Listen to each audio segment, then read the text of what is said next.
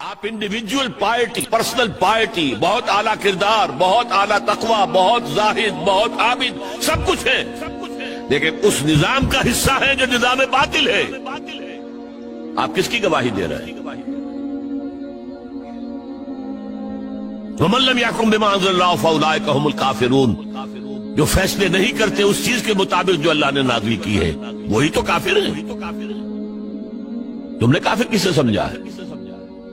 وَمَن لَّمْ يَحْكُم بِمَا أَنزَلَ اللَّهُ فَأُولَٰئِكَ هُمُ الظَّالِمُونَ، جو اللہ کی اتاری ہوئی شریعت کے مطابق فیصلے نہیں کرتے وہی تو مشرک ہے۔ وَمَن لَّمْ يَحْكُم بِمَا أَنزَلَ اللَّهُ فَأُولَٰئِكَ هُمُ الْفَاسِقُونَ، جو اللہ کی اتاری ہوئی شریعت کے مطابق فیصلے نہیں کرتے وہی تو ناہنجار ہے، فاسق ہے، غدار ہے، باغی ہے، سرکش۔ یہ تین فتوے ہیں مفتی اعظم کے۔ مفتی اعظم کون ہے؟ اللہ۔ قرآن میں یہ لفظ آیا ہے اللہ کے لیے، یفتیکم، یستفتونک، اے نبی یہ آپ سے فتویٰ مانگ رہے ہیں کلالہ کے بارے میں۔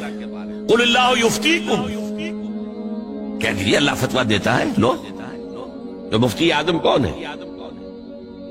یہ سارے دنیا کے مفتی مل کر بھی اگر مفتی بن جائے ایک، تو کیا اللہ کے برابر ہوں گے؟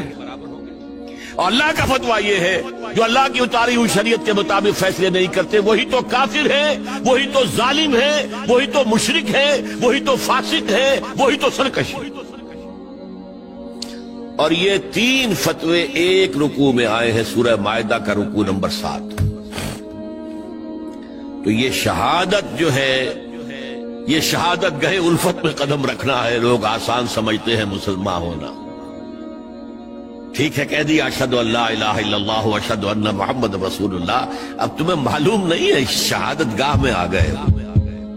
اور شہادت سے مراد تمہارے قول سے اللہ اور اس کے دین کی گواہی ملنی چاہیے، تمہارے عمل سے اللہ کی اور اس کے دین کی گواہی ملنی چاہیے، اور انفرادی ہی نہیں اجتماعی سطح پر اللہ کے دین کو قائم کر کے گواہی دو دنیا کے سامنے کہ دیکھو یہ ہے اللہ کا دین، آؤ۔